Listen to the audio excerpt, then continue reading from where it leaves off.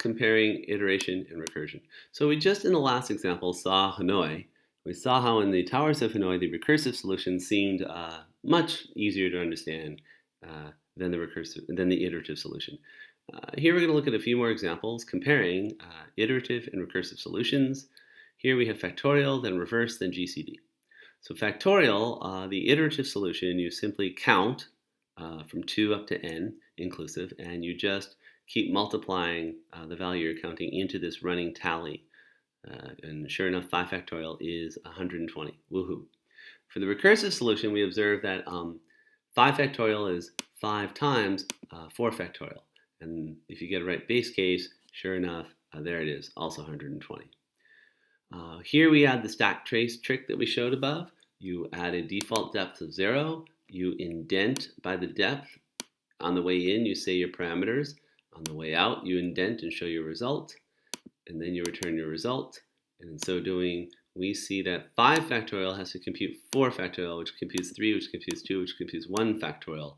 1 factorial finally returns 1, which 2 factorial multiplies 2 times 1 to return 2, which 3 factorial multiplies by 3 to return 6, and so on and so forth. I think each are equally clear.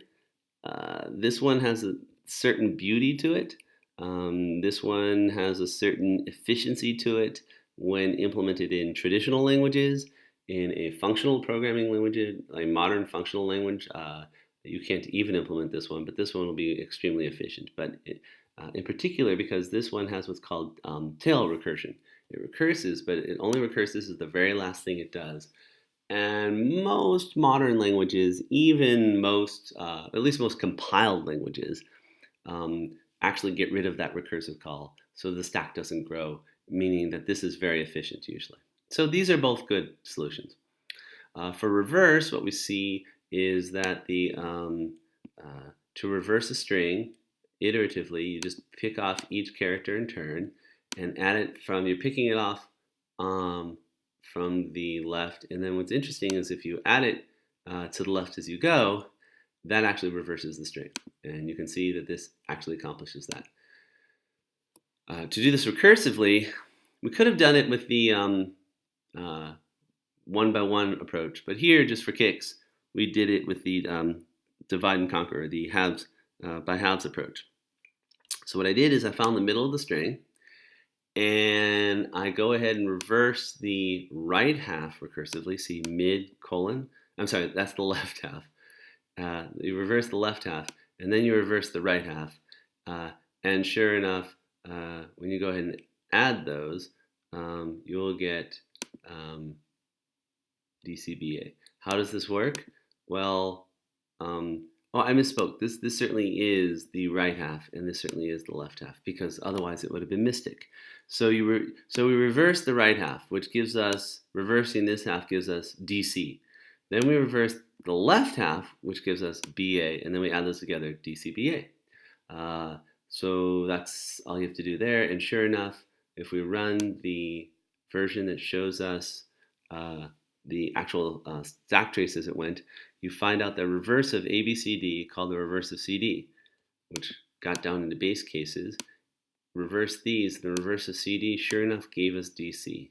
Then the reverse of ABCD reversed AB, which gave us BA, which it finally put together. So there you go. Finally, GCD. So GCD says, so long as y is not 0, Euclid tells us to replace x mod y with y mod. And so the GCD of x and y is the GCD of y and x mod y. Wonderful. So this works. And you can see it works. The recursive version does the same thing, perhaps in a more graceful way. The GCD of x comma y is the GCD of y comma x mod y. There's your recursive call. Stop when you get to 0. And sure enough, we'll go see here that 500 comma 420 is the GCD of 420 comma 80, which is y comma 500 mod 420 is 80, which is 80 and 20, because 420 mod 80 is 20, which is 20 and 0. We got to 0. That's our base case, and return 20 all the way out. The reason we turn 20 all the way out is in your base case, you return x, which means you return 20. In the recursive cases, your result is just the unmodified version of the recursive call. So when you get down to the base case, whatever you return is going to be returned all the way out. So that 20 makes it all the way out. And so this gives you a feeling for what functions look like iteratively and recursively. Any function at all that can be done iteratively can be done recursively, and any function that can be written recursively can be written iteratively. That doesn't mean they'll be equally understandable and clear.